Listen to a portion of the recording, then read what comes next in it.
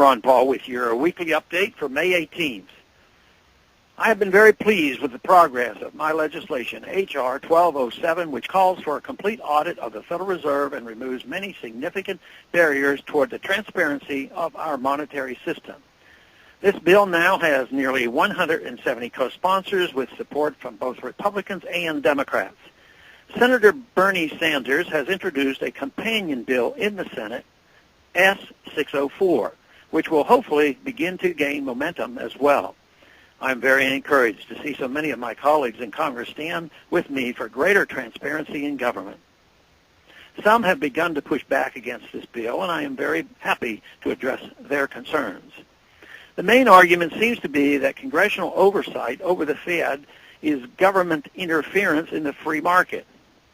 This argument shows a misunderstanding of what a free market really is. Fundamentally, you cannot defend the Federal Reserve and the free market at the same time. The Fed negates the very foundation of a free market by artificially manipulating the price and supply of money, the lifeblood of the economy. In a free market, interest rates, like the price of any other consumer good, are decentralized and set by the market. The only legitimate constitutional role of government in the monetary policy is to protect the integrity of the monetary unit and defend against counterfeiters. Instead, Congress has abdicated this responsibility to a cabal of elite quasi-governmental banks who, instead of stabilizing the economy, have destabilized it. It took less than 2 decades for the Federal Reserve to bring on the Great Depression of the 1930s.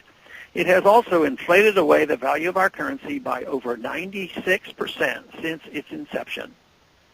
It has invisibly stolen from the poor and given to the rich through this controlled inflation, and now openly stolen through recent bank bailouts. It has predictably exacerbated the very problems it was meant to solve. Detractors have also argued that the Fed must remain immune from the political process and that the more congressional oversight would distort their very important decisions.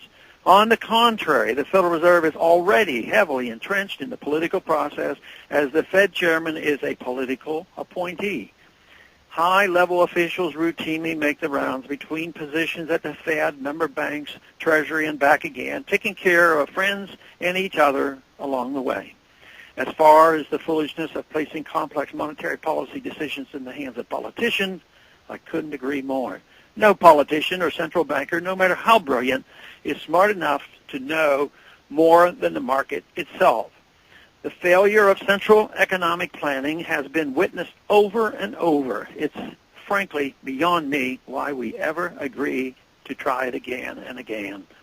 To understand how unwise it is to have the Federal Reserve, one must understand the magnitude of the privileges they have. They have been given the power to create money by the trillions and to give it to their friends under any terms they wish with little or no meaningful oversight or accountability. Thus, the loudest arguments against greater transparency are likely to come from those friends, and understandably so. However, it is the responsibility of every member of Congress to represent the interests of the people that sent them to Washington and find out what has been happening with our money. As the branch of government with the power of the purse, we really have no other reasonable choice when the economy is in the shape it is in. Thanks for calling this update. A new update is placed on this number, 888-322-1414, every Monday morning.